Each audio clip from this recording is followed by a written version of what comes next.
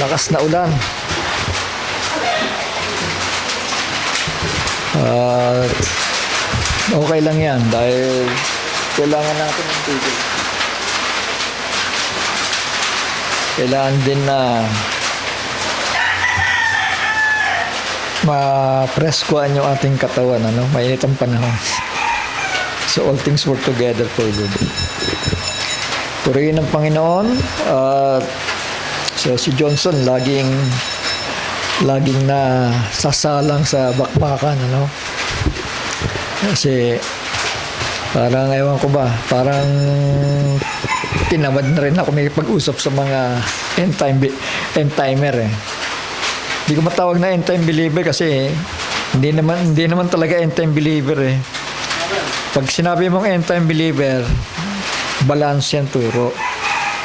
With the foundation of the apostles and prophets. Pero kung prophets ka lang, kulang eh. Kulang po yan pagdating sa perfection. So, ano sabi ni Pablo? 2 Timothy chapter 4 verse 2. Preach the word. Be instant in season, out of season. Reprove, rebuke, exhort with all long-suffering and doctrine.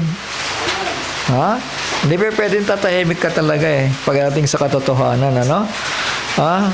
Tagalogin natin, ipangaral mo ang salita, magsikap ka sa kapanahunan at sa di kapanahunan, sumaway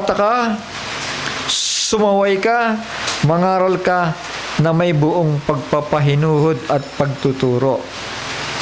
Amen? Kailangan yan eh. Kasi alam naman natin namang espiritu ng end time, pagkakatigas ng mga ulo niyan eh. Harap-harapan eh.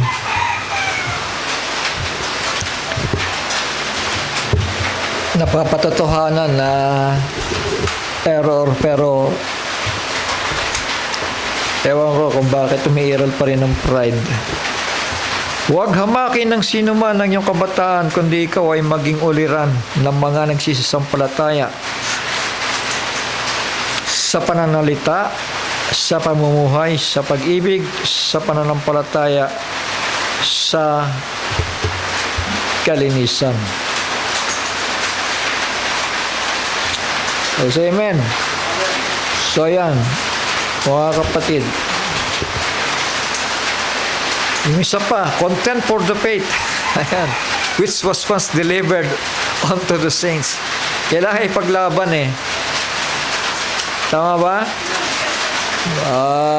Yun na lang. Namimili na lang ako kasi kapag alam kong walang kasasapitan eh, nananahimik na lang din ako eh.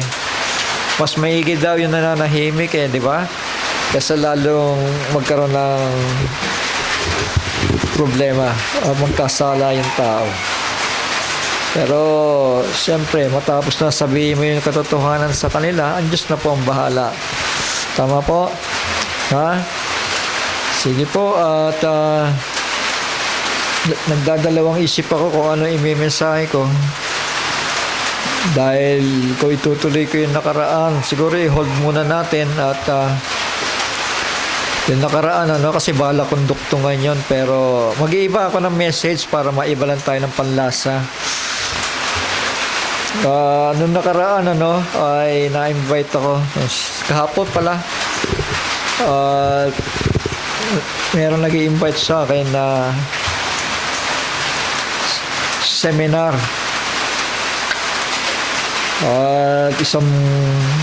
Isang bishop po yung nag-invite po sa akin, at ang degree niya ay MBA, DDD, PhD. Alam niyo ba yun? Hindi ko alam yan eh. MBA, DDD, PhD. Ayan.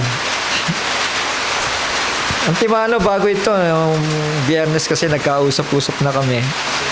Pahapyaw namin pinag-usapan to. So wala namang kami naging problema kasi hiningan kami ng paliwanag eh. Instantly yun eh. Hiningan kami ng mga paliwanag sa isa. Okay, natuwa naman kami pare-pareho kasi talagang nagtama naman yung aming yung aming pananaw nagtama naman. So walang problema doon. Kaya lang minsan hindi sinasadya nauuwi sa usapang rapture, ano? Naging dalawa yung rapture eh. So yun ang problema. At, hindi na lang mga kumikibo pagka ganun, ano? Kasi masyadong mahabang usapin. At mas maganda na kung tayo may nalalaman kung mauuwi lang sa mahabang usapan at walang patutunguhan, maigi rin naman nahimik din tayo. So ganun ng Biblia. Kailangan isa-settle ng tamang pag-settle ng katotohanan. Yung problema, hindi ako nakadalo dito, no? Dahil sa hindi ko alam yung lugar eh. Hindi ko alam yung lugar talaga. Yung totoong rason, hindi ko alam yung lugar. Ayoko maghanap na alanganing araw. Yung biglaan, ayoko maghanap kasi sayang yung mga oras eh. So may mga tanong dito, yung sinend sa akin na mga message. Hindi dapat ito mensahe ko ngayon kasi may nakaprepara ako dun sa ano eh. Dito. Patungkol sa science ng ano yung pinamagatan natin, Brother Johnson?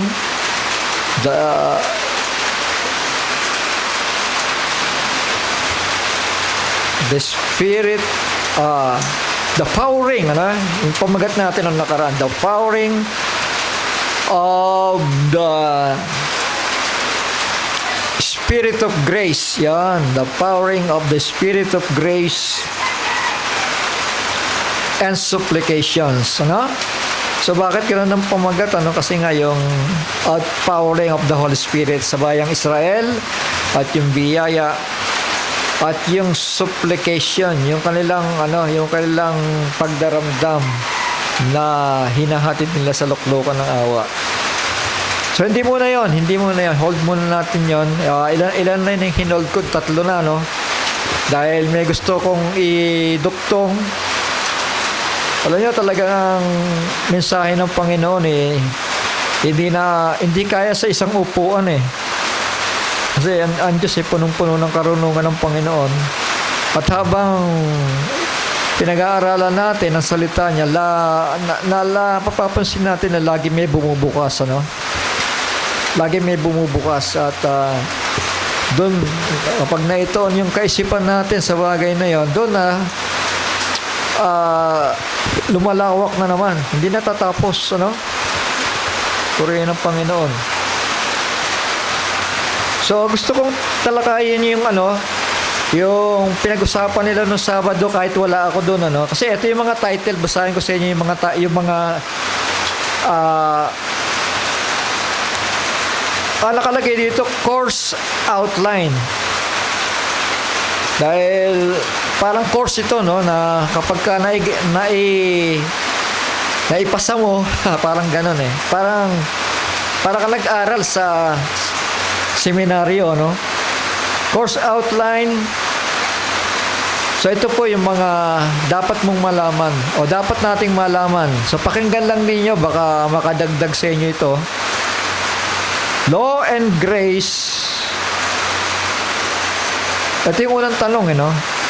Are they friends or enemies? Sino ang nakaalam ng kautusan? Alam niyo, sa kautusan, marami pala yan eh. Oh. Maraming kautusan eh. Pero pag sinabing kautusan, automatic yun, yung Old Testament. Tama? Yung kautusan na dinala ni Moises. So yung pangalawa, law and grace, are they opposing each other or complementing each other? So yun, yung about the law and the grace kinukumpara, no?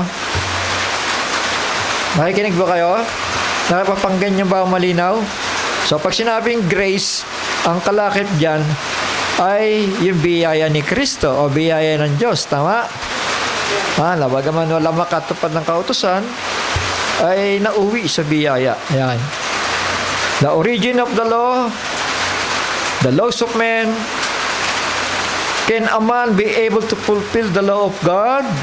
Question yun, ha? Tandaan niyo yung mga tanong, ha? Kasi doon tayo magtatalakay. How can the law and a man be reconciled together? So, ibig sabihin, separate sila. Tama? Kasi i-reconcile eh. How do you define sinners? So, sinners, for all have sinned. Walang exempted dito. Tama? Amen? Yung alam, pag pinag-usapan ng kasalanan, there are two types of sin. Sin that leaded to death and sin that is not leading to death. Tama? Dalawa yon. Yung isa, mapapatawad mo pa. Yung isa, hindi na. Tama? What is meant by under the law? So, alam niyo ba yon? Hindi pa, no? Hindi ko pa kasi na-i-tackle to. What is the curse of the law? Natural. To sin is to transgress the law. Tama? To transgress the law, ang hatol po noon ay kamatayan. Walang pwedeng maligtas sa atin. Tama? Ayan, 3 kinds of death. Spiritual, physical. Maaaring, kaya naging 3 kinds ito, ay yung tinatawag nilang second death, which is punishment doon sa lake of fire. 3 purposes of God's law. So, may 3 purpose. Ang kautusan na binigay kay Moises. Hindi ko alam kung ano yung kasagutan nila dito, pero ang kautusan, alam natin na ito'y nagbabadya ng una-una, nagbabadya ng pagparito ng ating Panginoong Jesucristo, no? Kasi ang kautusan daw ay anino ng mga bagay na darating. Yung pagdating nila ng manunubos. Tama? At may sinasabi din na ang kautusan ay ang ating school master. Isabihin, tagapagturo. Tagapagtuwid sa atin. Tama? Kaya ibinigay ang kautusan kay Moises. Ano pa? May 2 uri ng kautusan. Kautusan ng kamatayan, which is the law. At yung kautusan ng Espiritu. Alam niyo na ba yan? Kautusan ng Espiritu ng Kristo. Was the law null and void when faith came? Nasa ito yung mga ito yung naman nabuksan sa aming pagtakal ng Biyernes. So yan. Nawalang bisa ba ang kautusan? Nung dumating ang pananampalataya kay Kristo? Grace, its origin. So, ang origin ng grace, si Kristo, no? 3 purposes of God's grace. 3 purposes of God's grace. So, marahil ay yung magpatawad. Yun ay pananaw lang natin, dahil hindi ko namang alam kung anong paliwanag nila dito. Pero babalik tayo sa Biblia mamaya. Isang purpose ng grace ay para tayo'y mapatawad sa kasalanang hindi natin kakayanin. That's why grace, di ba? Amen? Kaya nga, grace biyaya. Ibig sabihin, hindi mo kakayanin ang kautusan, pero may biyaya ka naman. Tama? So, yan, bibigyan ka ng kaligtasan at bibigyan ka ng buhay na walang hanggan. Yan ang purpose ng God's grace. Tama? Kaya si amen? Yung dalawang huli, the full revelation of the grace of God and God, the good result of the grace of God. Revelation, tsaka good result of the grace of God. So, pag naatin mo to, meron kang certificate. Maganda, di ba? Amen. Maganda, may certificate ka. Pero hindi naman pwedeng pag nangangaral ka, Brother Johnson, ihaharap may certificate mo. O kaya sasabihin mo, oy, elder ako ha. Tumanda na ako sa end time, wag mo akong maliitin ha. Eh, ang problema, kasalanan ng tao di ba? Nagsisipag-aral pero hindi dumarating sa pagkaalam ng katotohanan. Naniwala ba kayo may ganun tao? Naaral ng aral pero hindi nakakarating sa pagkaalam ng katotohanan. Napakarami niyan, hindi mabilang yan, mga kapatid. Pero pag tinuruan ka ng Panginoon Diyos, sigurado na yon. Tama. Kahit na ikaw ay kay baguhan ka, kay matagal ka na, kay tumanda ka na sa mensaheng totoo, hindi pinag-uusapan yun Ang pinag-uusapan dito, nakaintindi ka ba? Nakaunawa ka ba ng aral? Kasi may mga tumanda na nga dito isip bata pa rin Hindi alam ang gagawin Ha? Tapos amen? Yan, may bayad na 500 plus offering. Pero para sa akin, kung ipapangaral ko ang katotohanan, pwede kong ibigay ng libre yan. Tama? Sabi nga, ibinigay sa inyo ng walang bayad, ipamahagi naman ninyo ng walang bayad. Kaya tayo nagsasakripisyo, amen? Lalo na sa mga hindi pa nakaalam ng katotohanan. Shall we say amen? Ha? Kaya mga alagad nagsakripisyo Si Kristo nga nagsakripisyo, tama? Ha? Sarili niyang buhay, inialay niya. Mga kapatid. So, kailangan masanay tayo. Kung tayo totoo nagbabahagi ng salita ng Diyos, pagsakripisyo tayo. Huwag tayo maging makasarili. Shall we say amen? Ha? Kailangan ipaabot, ipaalam sa tao kung ano ang buhay na walang hanggan.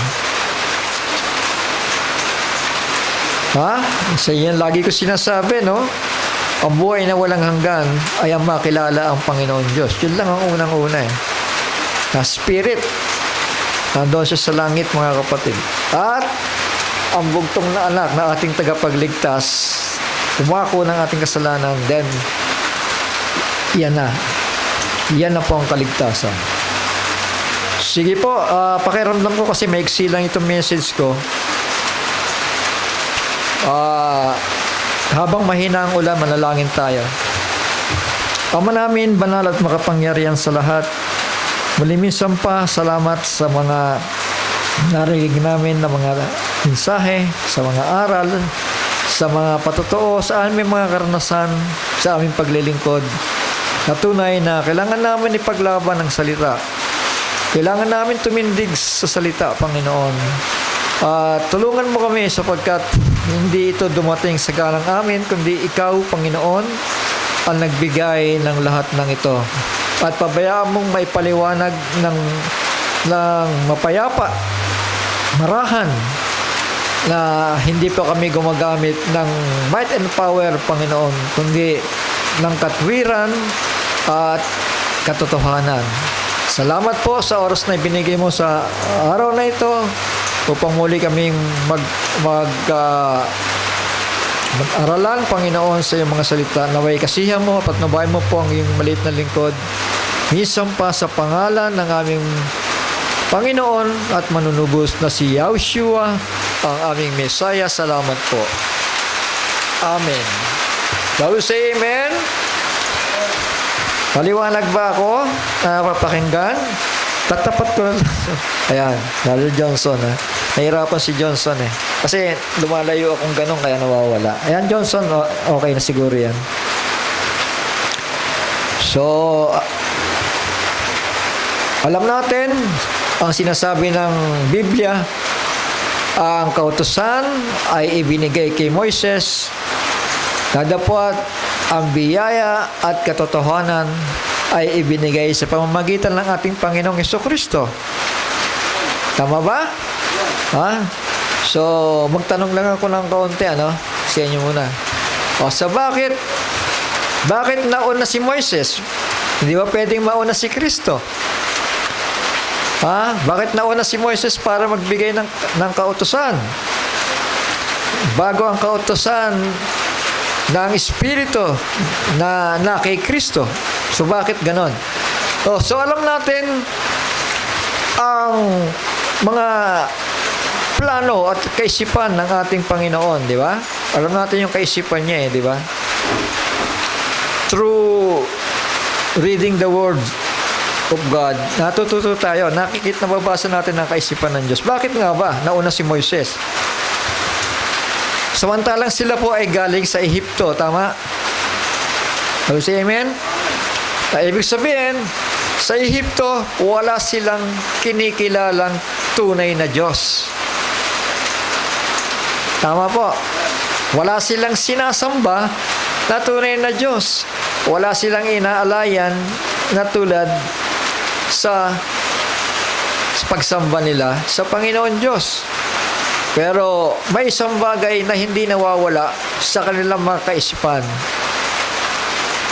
Dahil kapag ikaw ay binhi ng Panginoon, whether Jews or Greek, nandun na sa puso mo ang nature para sabihin mo sa sarili mo na mayroon Diyos na buhay, nasa kaitaasan, at kailangan ko ang agapay niya. So ganoon ang mga kaisipan lamang na sumasagi sa Israel dahil dumami sila sa Ehipto na ang kinagisnan na nila Diyos-Diyosan ni Paraon. Tama? Maski si Moises na ginamit ng Panginoon Diyos doon, walang kaalam-alam sa tunay na Diyos. Sabi si Amen? Wala siyang malay. Maliban na tawagin siya at dalhin siya sa Mount Moriah. Tama? At doon nag-usap sila ng Panginoon ng puso sa puso. At doon din nagsimula na ibinigay ang kautusan. Tama? So bakit nga ba nauna si Moises?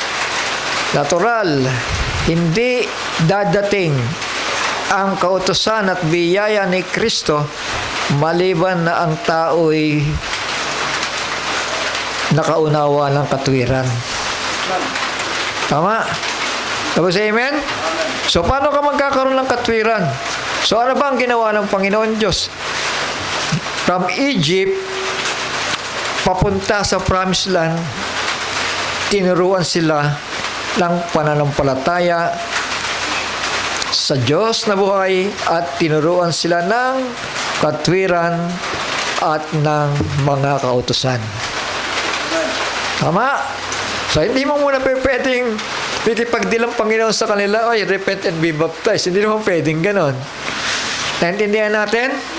Kailangan uutay-utayin muna ng Panginoon yon. Dahan-dahan yon. Tama? Kaya nga ang naunang ibinigay niya sa lahi ng Israel at sa lahi na rin ng tao. Kasama na tayo kasi doon The law was given first to Moses. Tama? Anong purpose ng law? Pag binasa niyo yung law, ang daming law, hindi na lang naman 10 commandments Napakarami. Napakarami, mga anak, mga kapatid. Yan ang ibig sabihin ng law. Talagang naka-detail yung ginagawa ng Panginoon. So yun. Para ano? Para turuan muna sila ng tama at mali. Naintindihan natin? Halimbawa na lang, sige, dito sa bahay, yung mga bata na walang kaalam-alam yan ng kautusan, habang lumalaki yan, tinuturuan mo muna yan ng huwag mong gawin yan, huwag mong gawin to, ito ang gawin mo, ito ang gawin mo. Di ba? So, parang gano'n ang Israel sa mata ng Diyos. Tama? Ibigin mo ang Diyos Nang higit sa lahat, ng buong puso at buong kaluluwa, at ibigin mo rin ang iyong kapwa na tulad ng pag-ibig mo sa iyong sarili. Sa ganun muna ang bungad. Tama? Tama si Amen? Basic. Nagsimula sa basic. Diba si Amen? So kaya nauna si Moises. Tama. Kasi lahat ng gagawin ng Panginoon Diyos ay nasa kaisipan niya na. Nasa plano niya na yan. Even from the foundation of the world. Bago pa lamang likhain ito, hindi natin pwedeng bago-baguhin ang kaisipan niya. So, ganon. Dahan-dahan, hanggang sa dumating, mga kapatid, na naramdaman ng tao na hindi namin kaya ang kautusan. Iniutos sa amin dahil sa isang kautusan lamang na ikaw ay magmi-miss, mga kapatid. Ma-miss mo isang kautusan. Salangsangin mo ang isang kautusan, sinalangsang mo na ang lahat ng kautusan. Tama? At alam niyo ba kung anong parusa sa kautusan? Kapag lumabag ka, yung stone to death, yung binabato hanggang mamatay, ganong katindi ang kautusan. Naintindihan natin? Yun lang magluluto ka, oras ng fasting, umanda ka na. Paglabas mo, eto na yung bato. How say amen? Naintindihan natin? So, ang kautusan ay mahigpit. Tama? Ano pa? Pumapatay. How say amen? Pero dito, sa panahon ng biyaya, mga kapatid, kahit ilang beses kang malate, kahit ilang beses kang absent, hindi nagbabago. Tama? Amen? Pero sa Israel, nagsaing ka lang. Araw ng Sabat, patay kang bata ka. So, ganun kalupit. Tama? So, ang Diyos ba'y nagturo ng paghihigpit? Nagturo. Dahil sa kanyang galing yung kautusan tama? Pero, para ipaalam lamang sa mga tao na kung patuloy ko kayong paiilalimin sa kautusan, ay walang sino mang madya-justify sa inyo. Amen? Kundi kayo'y matatali lamang sa kasalanan. So, amen? Yun ang kautusan. So, sinamarize ko lang. Mamaya babasahin natin para dire-diretso tayo, mga kapatid. Walang sino mang nakaganap ng buong kautusan sapagkat ang matisod sa isa, natisod sa lahat. Yun lang tumingin ng masama sa isang babae at masamang inisip mo, nagkasala ka na ng pangangalo niya. So, amen? Ganong katindi, mga kapatid, ang kautusan. Romans chapter 7, isa-isay natin.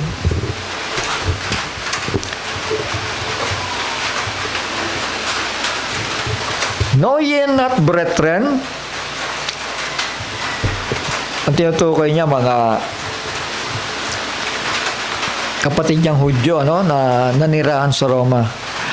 For I speak to them that know the law. So, ibig sabihin, mga Hudyo, tama? Nakalam ng utos ng Panginoon Diyos para sa kanila to, tama? Bagaman Romans ang address. How that the law hath dominion over a man as long as he liveth.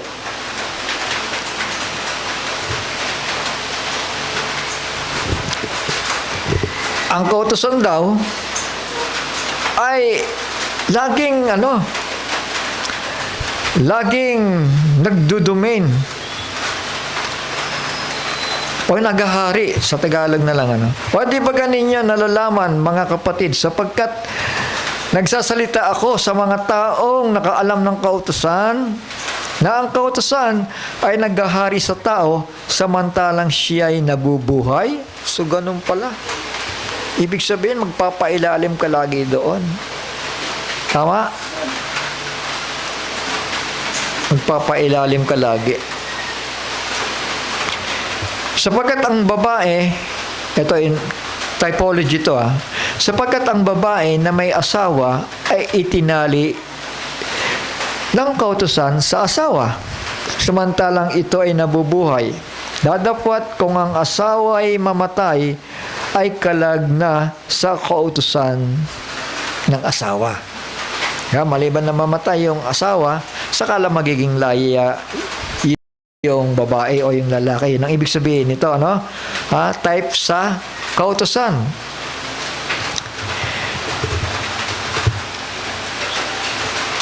Kaya nga, kung samantalang nabubuhay ang asawa, siya ay makikisama sa ibang lalaki, siya ay tatawaging mangangalo niya. Dadapat kung mamatay ang asawa, ay laya na siya sa kautusan.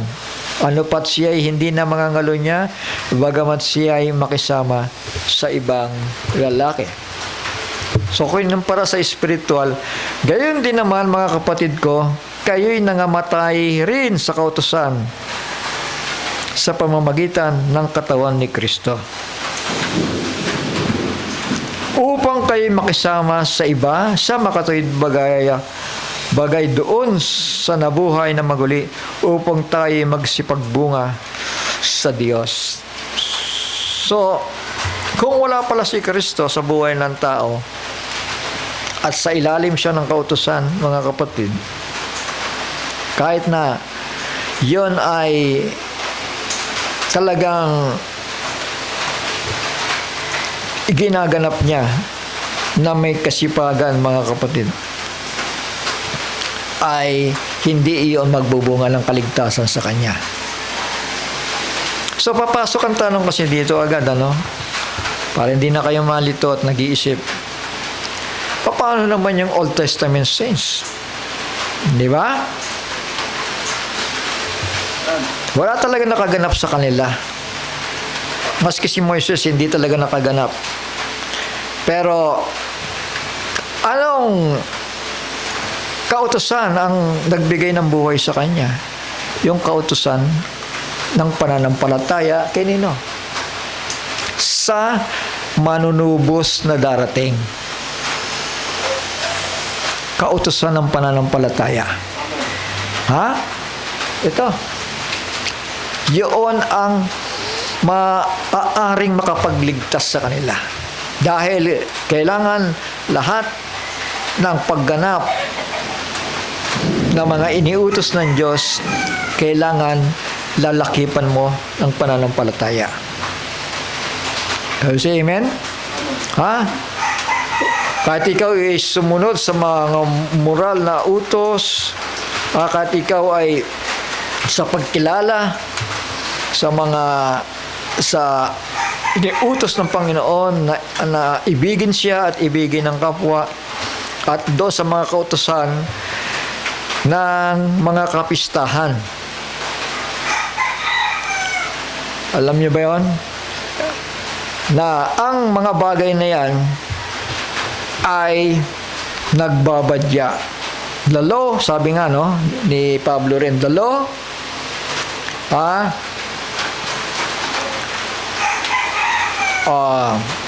casting shadows of the things to come, or the law having a shadow of things to come. Yung kautusan daw na ibinigay kay Moses ay nagbibigay, nagpapakita ng mga bagay sa darating. Sabi sa amen? Halimbawa, bigyan ko kasi ng sample. Bagaman mahabang pag-aaral ito kasi, yung types and shadows, Halimbawa,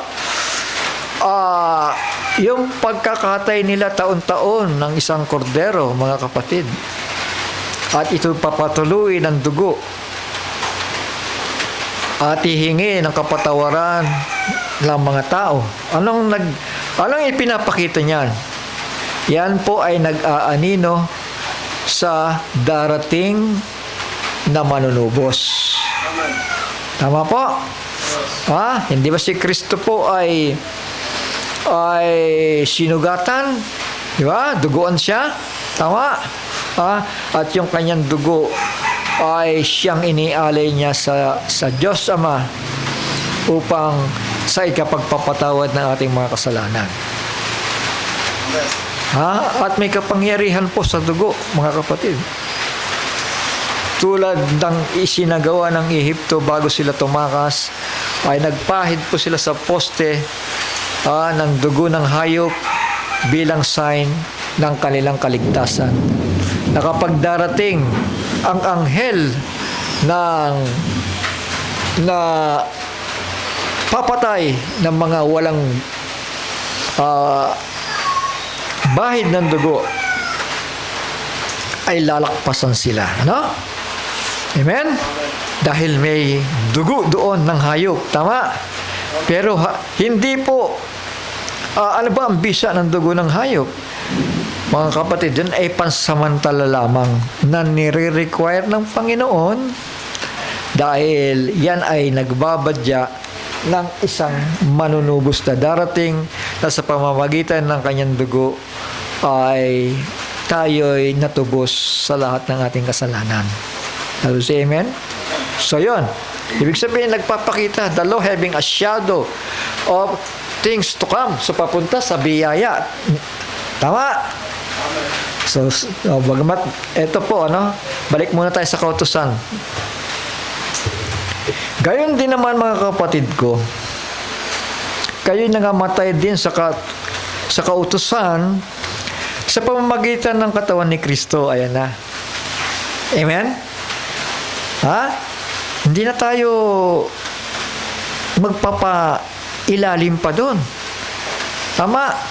Dahil kapag nagkasala ka sa kautusan, may hatol pong kamatayan doon, mga kapatid.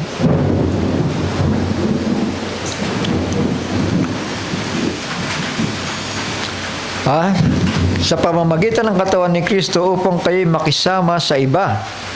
Sa makatuwid bagay doon sa nabuhay na maguli upang tayo'y magsipagbunga sa Diyos.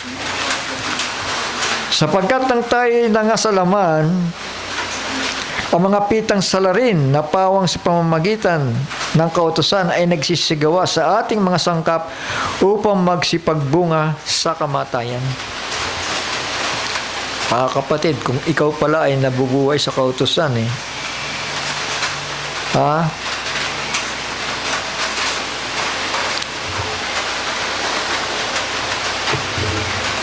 nagsisigawa ang ating mga sangkap upang magsipagbunga sa kamatayan.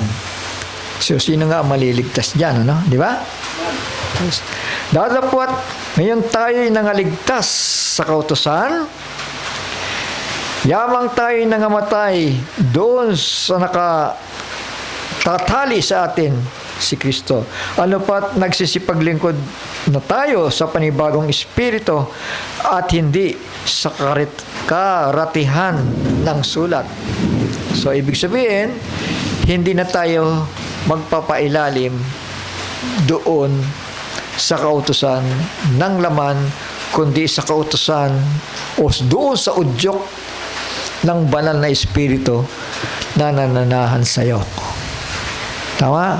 So, kinukumpara natin, So, ibig sabihin to, pag sinabi nating law and grace, ibig sabihin, nasa inyo ang grace, tama?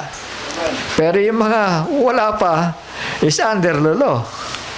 Tama?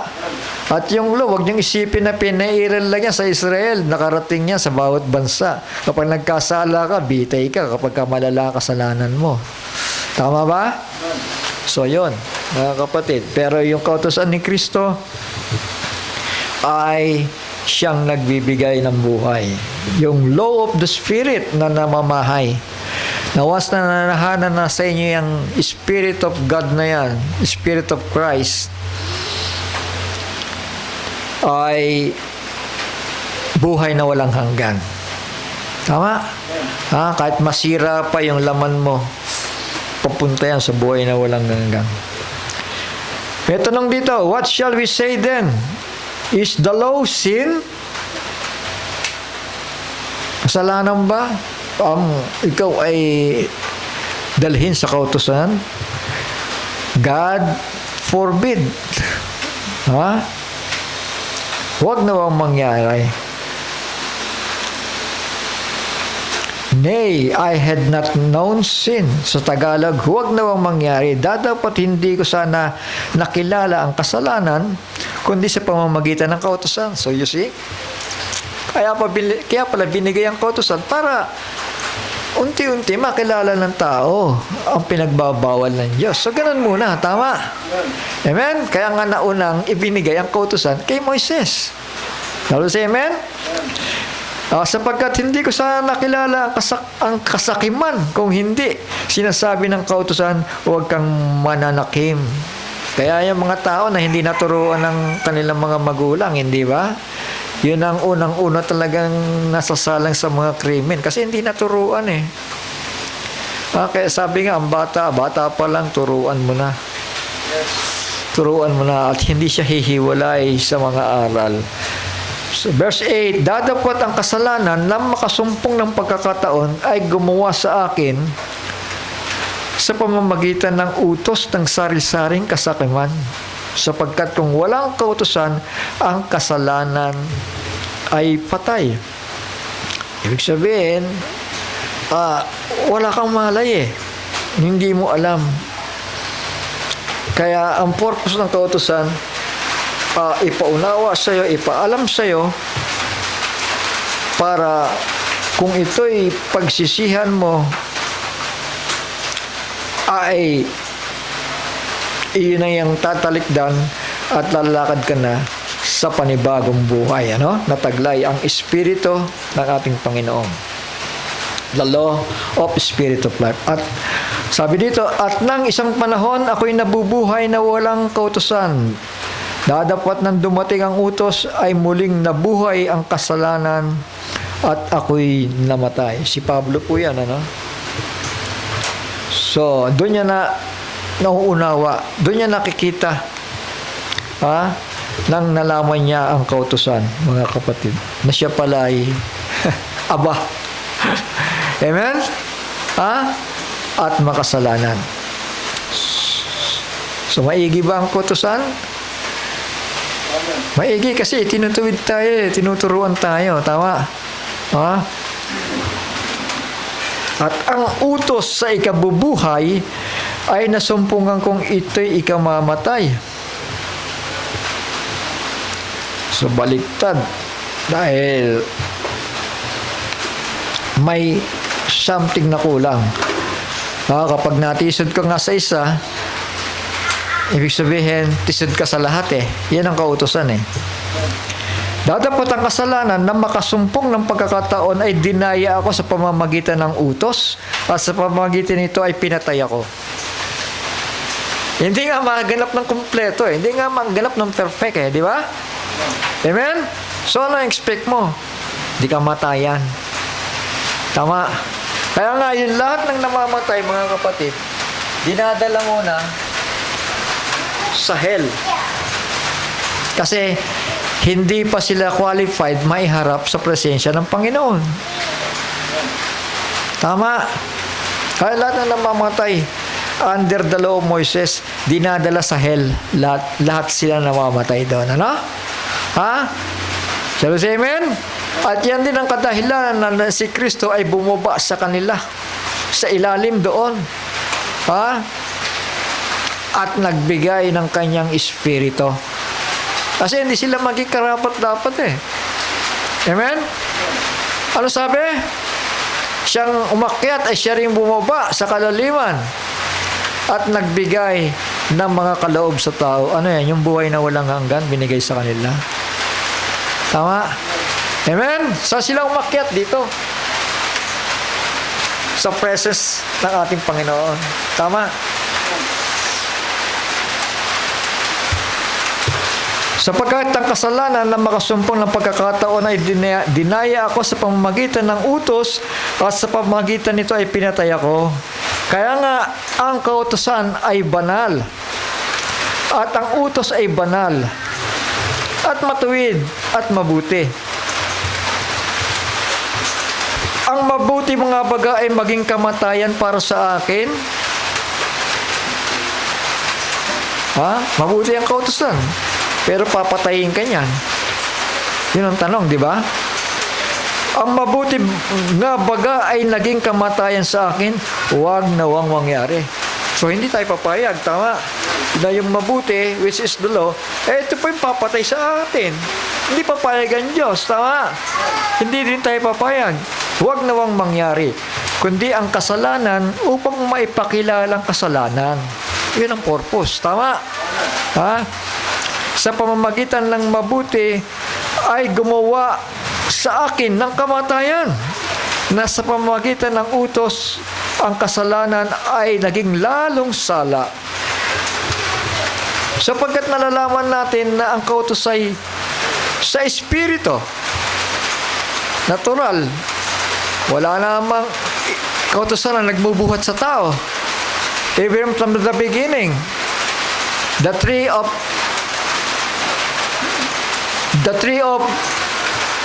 life in the garden, alam niyo yan? Yung tree of life na yon ay naglalaman ng mga kautosan. Alam niyo ba yon? Kaya nga may nalabag sila eh. Sabi sa amen? At hindi na sila pinapasok muli dahil sa kasalanan. Tama. Pinalabas sila sa halamanan ng Eden, pinalayas sila. At mag-iintay sila ng tagapagtubos. Pinahintulot ng Diyos. Bakit? Dahil gusto rin mahayag ng Panginoon Diyos sa tao na hindi lang siya tagapaglikha, kundi siya ay isa ring manunubos. Naintindihan natin? Bakit pinahintulot ang kasalanan?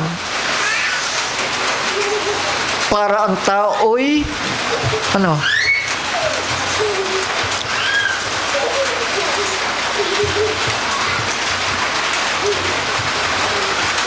makaranas ng kamatayan, at para makaranas din sila na ang kanilang Diyos na tagapaglikha ay isa rin palang tagapagtubos at tagapagbigay ng panibagong buhay. Kaya pinahintulot ng lahat ng bagay eh. Tama?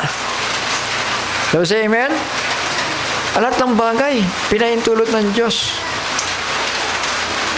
Sapagkat nalalaman natin na ang kautos ay sa Espiritu, ngunit ako'y sa laman na ipinagbili sa ilalim ng kautosan.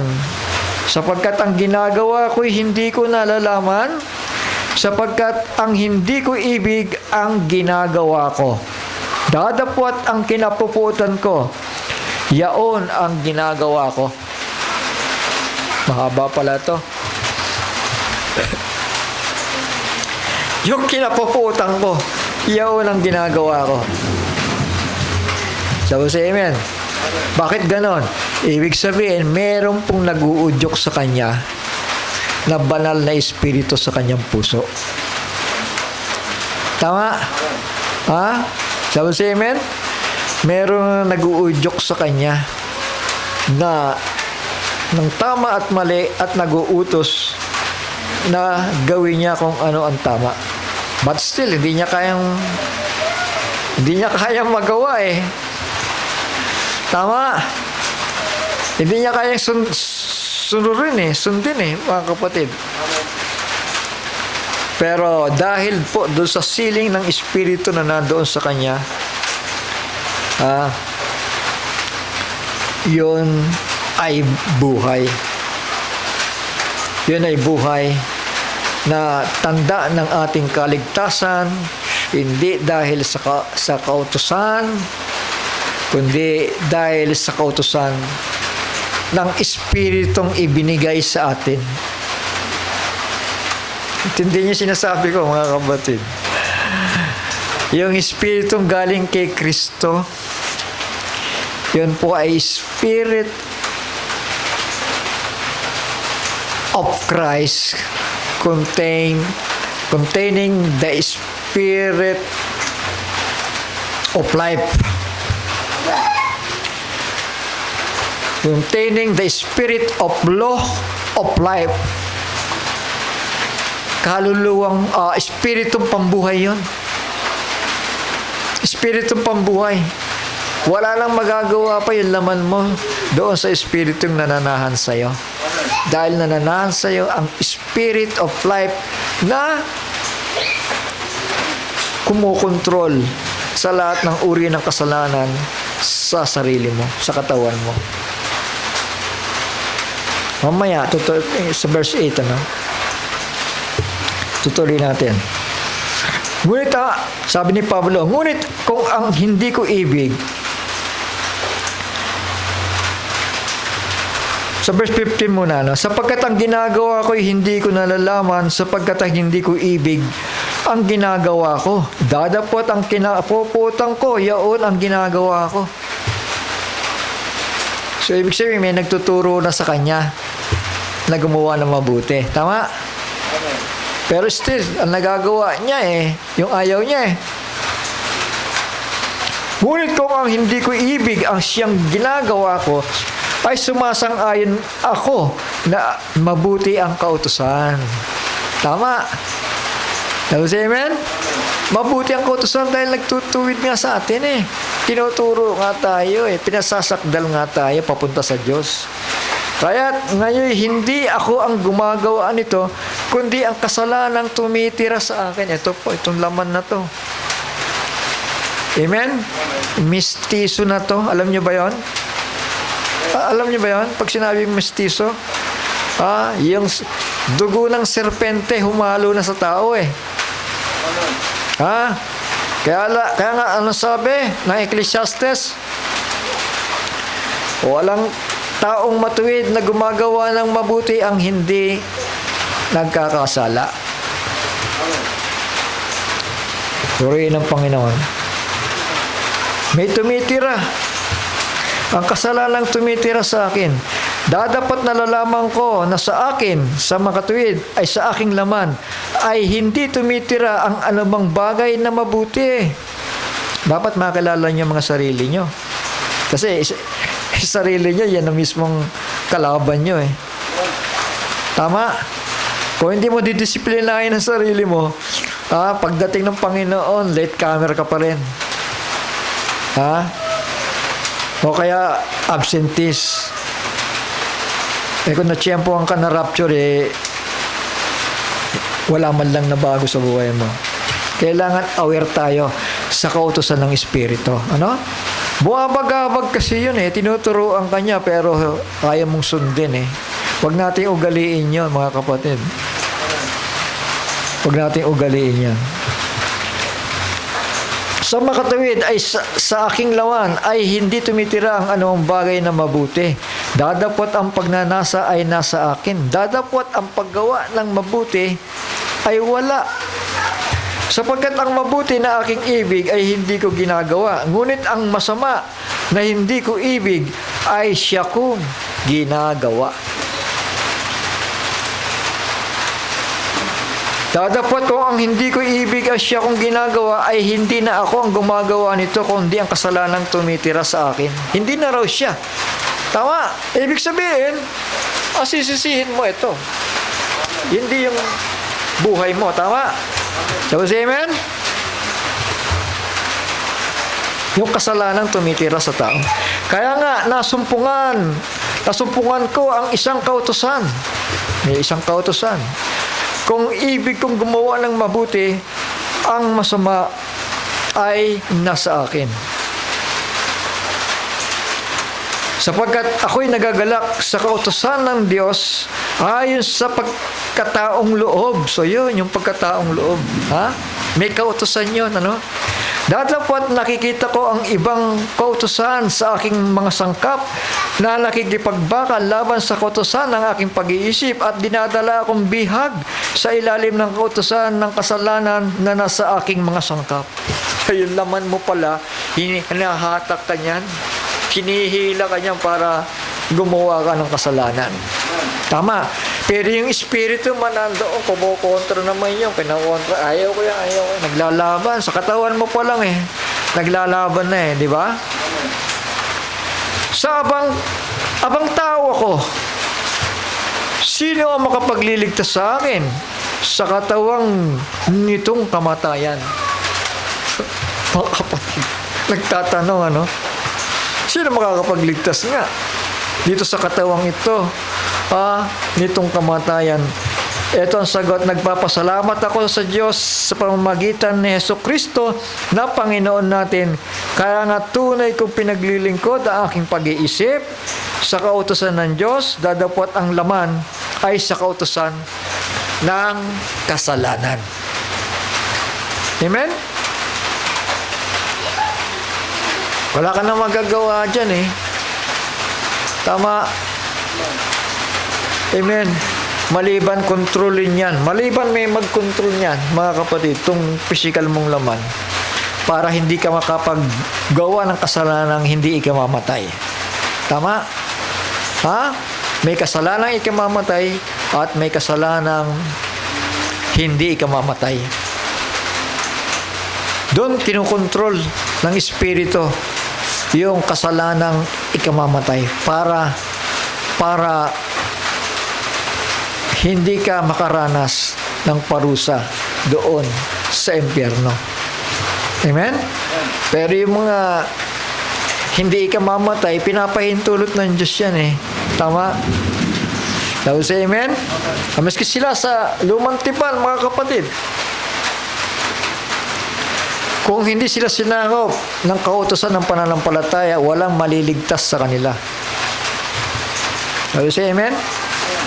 Kung hindi dumating ang kautusan ng biyaya, walang maliligtas sa ilalim ng kautusan.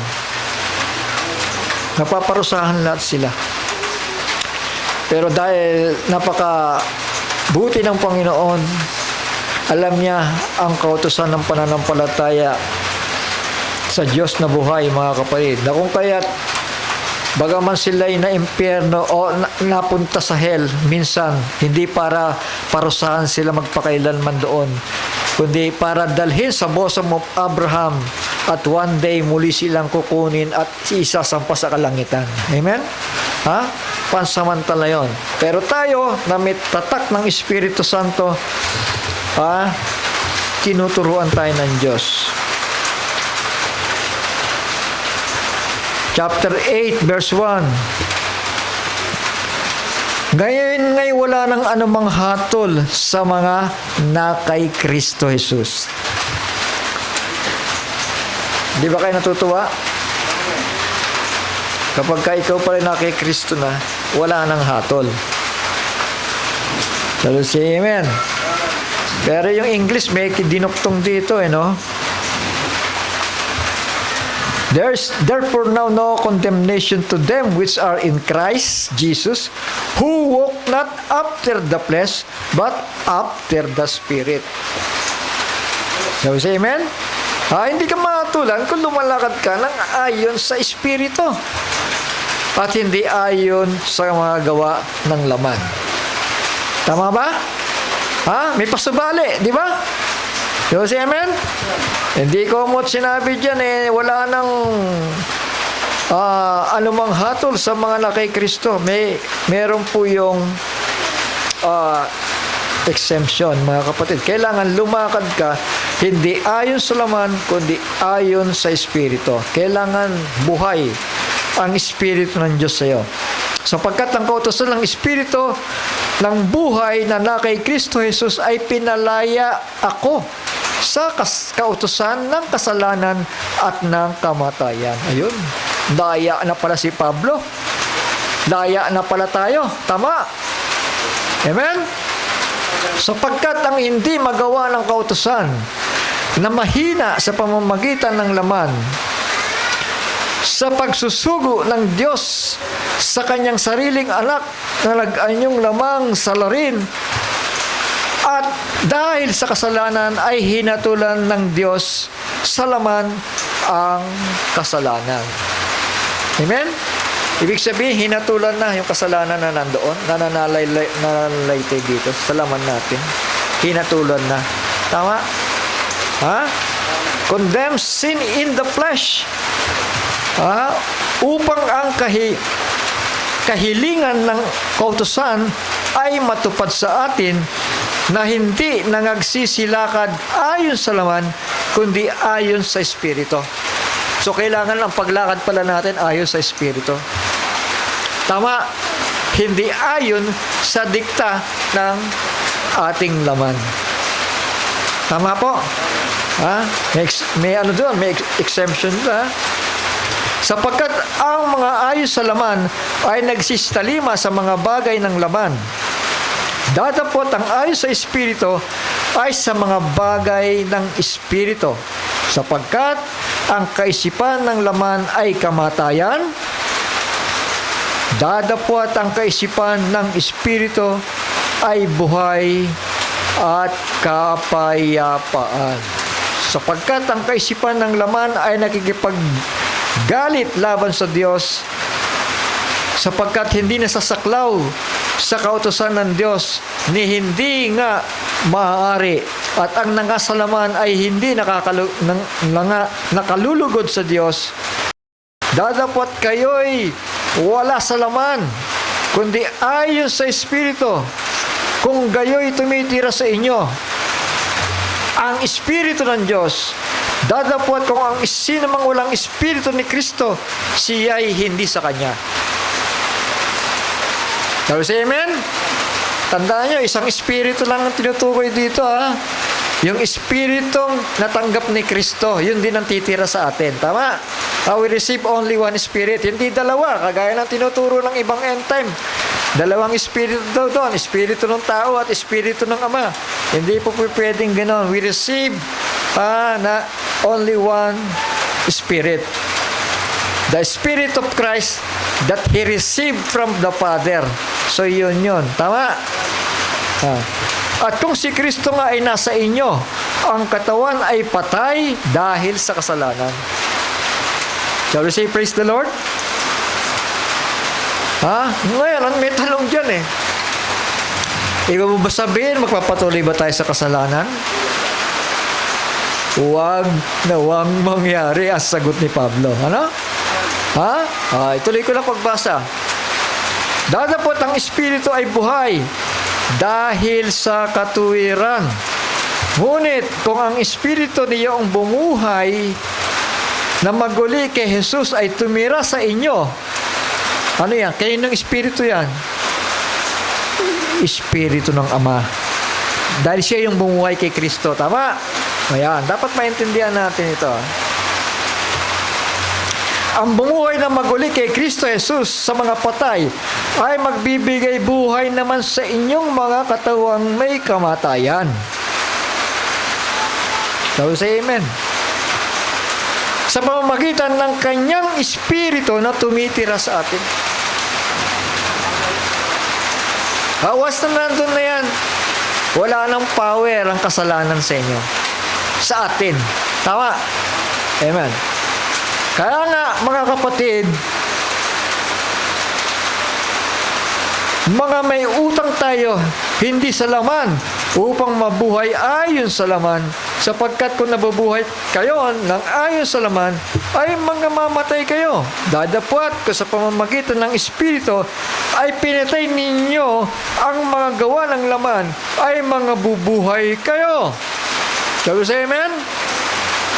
Sapagkat ang lahat ng mga pinatnubayan ng Espiritu ng Diyos, ay sila nga ang mga anak ng Diyos. Sabi sa amen? Sapagkat hindi ninyo muling tinanggap ang espiritu ng pagkaalipin sa ikatatakot, dadapot tinanggap ninyo ang espiritu ng pagkukupkup. Eto na naman tayo, ang espiritu ng pagkukupkup.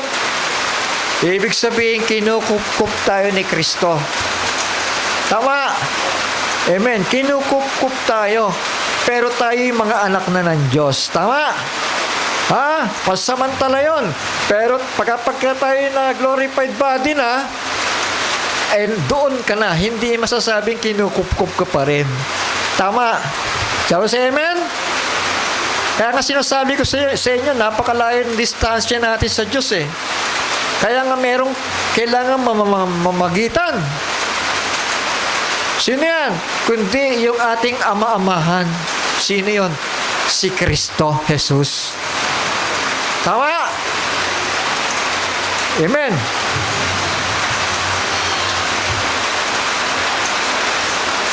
Ayan, sapagkat ang lahat ng pinatubayan ng Espiritu ng Diyos ay sila'y mga anak ng Diyos. Sabi siya, amen. Sapagkat hindi muling tinanggap ang Espiritu ng pagkaalipin sa ikatatakot, dapat tinanggap ninyo ang Espiritu ng pagkungupkop.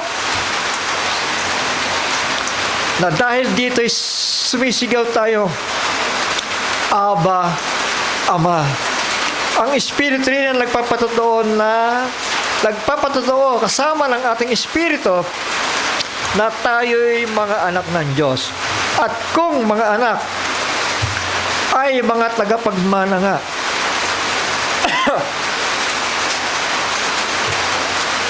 Mga tagapagmana sa Diyos at mga kasamang tagapagmana ni Kristo. Si Kristo nagmana, tayo nagmana. So walang dalawang Diyos. Tama. At hindi rin yung Ama, hindi rin siya yung anak, hindi rin siya yung Ama. Tama? Tapos amen? Ibig sabihin, ang Ama nating lahat, walang iba kundi ang Panginoon Diyos. Tama? At lahat tayo'y magkakapatid kay Kristo. Tapos amen? Dapat maintindihan natin ito dahil napakaganda. Ang salita ng Diyos ay tila isang jigsaw puzzle sa kaisipan natin. Pero pinapasimple ng Panginoon ito eh. Kung sa ilalim lamang natin ang ating mga sarili para unawain ang kanyang mga salita. Ha? Kung ganyan nga, makipagtiis tayo sa Kanya upang tayo lumuwalhati naman kasama Niya. Sapagkat napatunayan ko na ang pagtitiis sa panahong ito'y hindi karapat-dapat may tumbas sa kaluwalhatiang mahayag sa atin, sapagkat ang maningas na pagmimithi ng buong nilalang ay nag-iintay ng pagkakahayag ng mga anak ng Diyos. Mga. Amen? Ibig sabihin, lahat tayo. Ha? Yung lahat ng mga nilalang.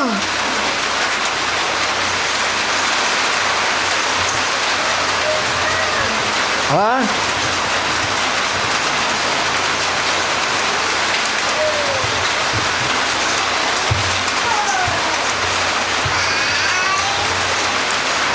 Kasama po doon yung mga hayop.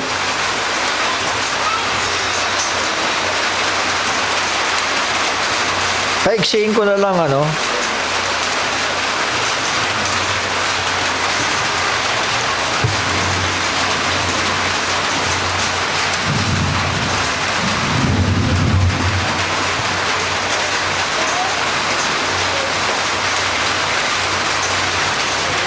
Punta tayo sa Galatians.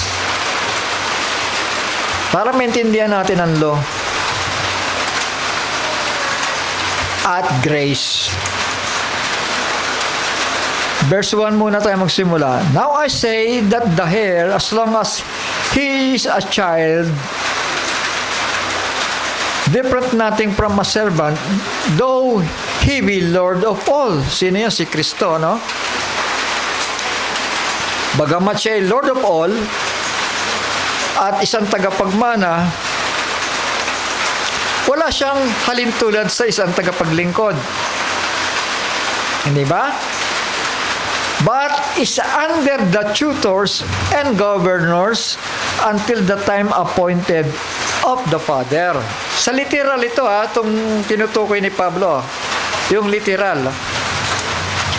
But is under tutors and governors until the time appointed of the Father. Yung tatay niya.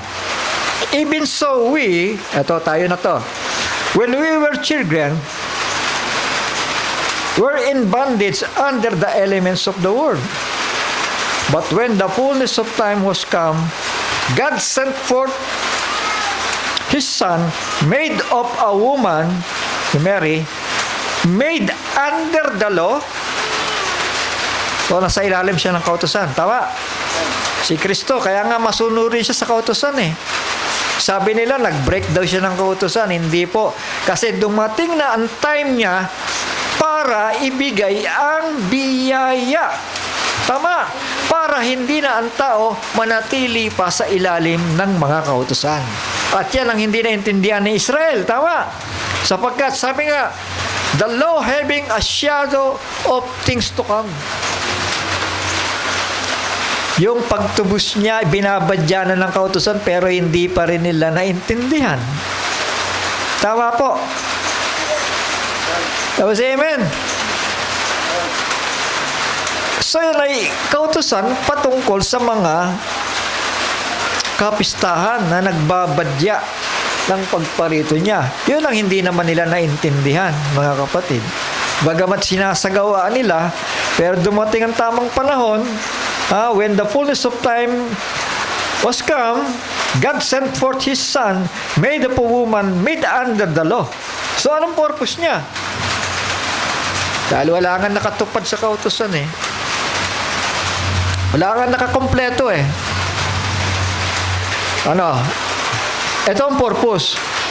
Verse 5, to redeem them that were under the law. Kahit pala yung kautusan ay lipas na. Tama ba? Kasi dito tayo nabubuhay, tama? Kahit pala nalipasan na, bagamat sila'y under the law, yung power of the blood is also under, sasakupin niya, covers po ng blood ang mga nabuhay sa ilalim ng kautusan. Sabi siya, amen? Cover po ng blood ni Kristo yun. Kaya nga sabi dito, upang matubos niya ang nangasa ilalim ng kautusan, upang matanggap natin, sa atin, ang pagkukup sa mga anak. Ang ganda, di ba? Sila, tinubos na, kinuha na eh. To redeem them that were under the law, at sa atin naman, that we might receive the adoption of sons. Malinaw? Hindi ba? So, kinukup-kup niya tayo. Amen? Nung second Adam. And because you are sons, God hath sent forth the Spirit of His Son into your hearts, crying, Abba, Father. So yung Espiritu na yun ang nagtuturo sa atin. Yun ang nagtuturo sa atin na tayo'y kabahagi ng Ama. Kabahagi po tayo ng Diyos. Wherefore thou art no more servant, but a son, then an heir of God through Christ. Mediator.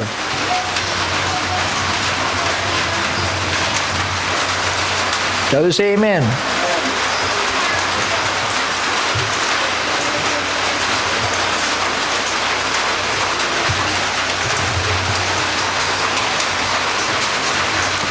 Galatians 3:11. But that no man is justified by the law in the sight of God. It is evident, for the just shall live by faith. Tama. Si Moises, kailangan mabuhay sa pananampalataya. Si Aaron, kailangan mabuhay sa pananampalataya. Si Abraham, kailangan mabuhay sa pananampalataya. Si Noah, ganun din. Tama. Dahil one day may manunubos na darating. Alam niyo, pinakikilala na siya doon pala sa halamanan ng Eden eh. Di ba? Bakit nag-alay ng dugo si Abel? Sige nga. Dahil may pananampalataya siya na may darating na manunubos na magbubuwis ng kanyang sariling dugo. Tama? Sabi si amen? So by faith pa rin. The just shall live by faith. Hindi kailangan mawala yun.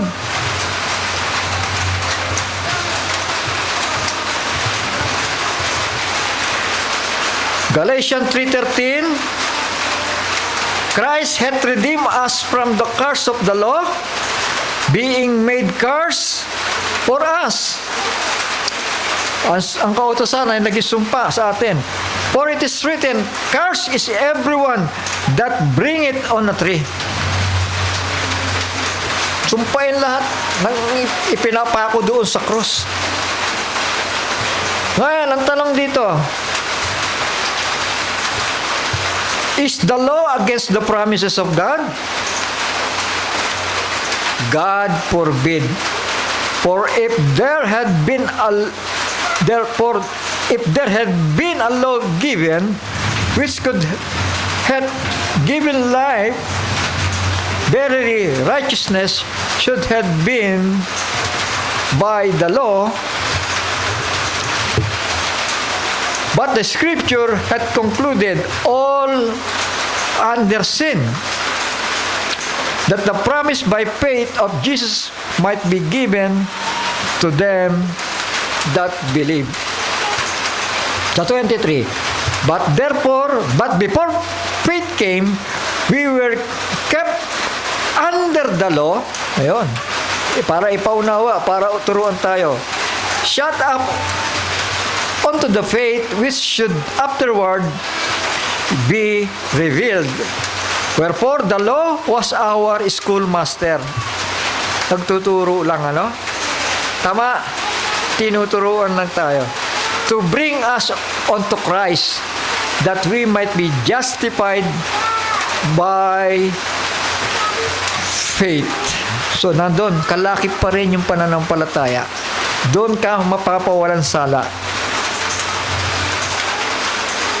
Amen? Ha? Sa pananampalataya. True grace pa rin. Tama? Amen? Ha? Noah found grace in the eyes of the Lord. Si Noah is under the grace pa rin. Tama?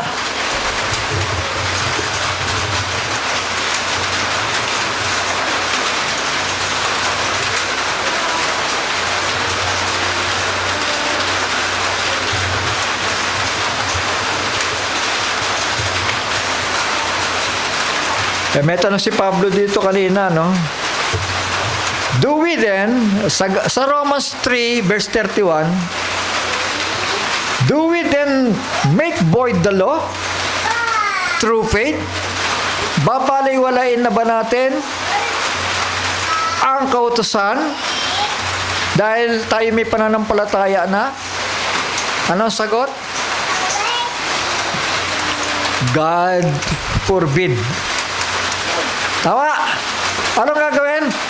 We establish the law. Amen? Pinagtitibay pa nga yung kautusan eh. Tama ba? Amen. Pinagtitibay nga ang kautusan. Na bagamat hindi tayo nasasakop ng mga kapistahan dahil sa Hudyo nga lang talaga ibinigay yan, pero yung kautosang moral at yung kautosan na ibigin mo ang Diyos, ibigin mo ang iyong kapwa, yun ang nandoon nakatatak sa atin. Tama. Na yan ang nagiging dahilan na kailangang hindi natin baliwalain ang utos ng Espiritu na nagtuturo ng pananampalataya at pag-ibig. We establish the law. Pinagtitibay pa nga natin eh. Isa pang tanong ni Pablo, Romans 6 verse 1. What shall we say then? Shall we continue in sin, that grace may abound?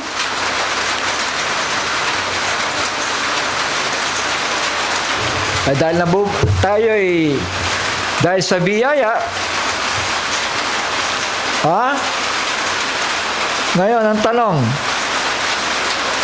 shall we continue in sin, that grace may abound, para managana ang biyaya? Ito pa rin ang sagot. Huwag nawang mangyari. Tayong mga patay na sa pagkakasala, paano nga tayong mabubuhay pa riyan? Tama? Kau say amen? Huwag nawang mangyari. Yun ang sagot. Hindi na tayo kailangan pa manatili pa, mga kapatid, o baliwalain. Bagamat hindi tayo nasasakop, pero yung bagong eto, no, yung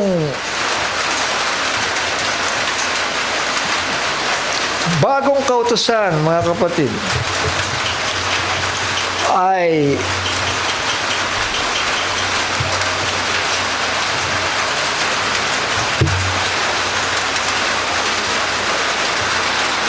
eto, yung sinasabi ng Romans, babalikan ko lang.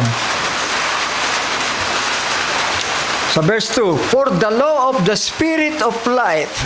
So ito na in Christ Jesus hath made me free from the law of sin and death. Tama?